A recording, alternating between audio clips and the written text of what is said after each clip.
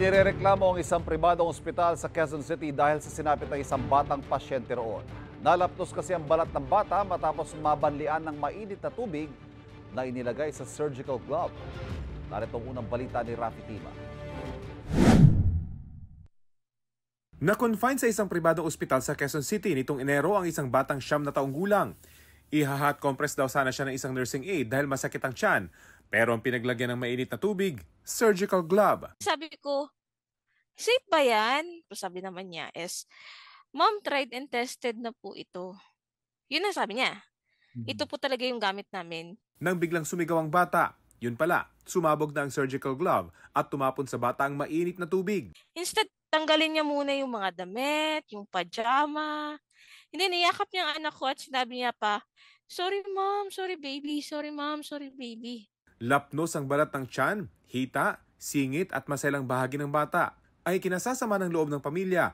Sa 3 linggo nilang pananatili sa ospital dahil sa insidente, tila isinantabi raw sila ng ospital. Alam mo, lagi lang sagot sa akin, Rafi, is nag-uusap pa po, nagmi-meeting pa po. Sabi ko, it's been a week. Every day ako naghihintay sa inyo pero hindi kayo, wala kayong yung initiative na pumunta sa akin. Hindi na pinabayaran sa kanila ang gasto sa ospital pero pinapapirma raw sila ng quit claim bago lumabas ng ospital.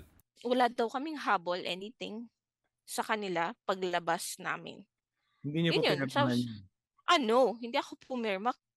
Sinampahan na ng NBI ng reklamong gross negligence resulting to serious physical injury ang presidente ng ospital. Para ma-explain din nila kung mayroon ba talagang kapabayaan dun sa side nila, hindi lang yung side nung complainant ang makuha namin.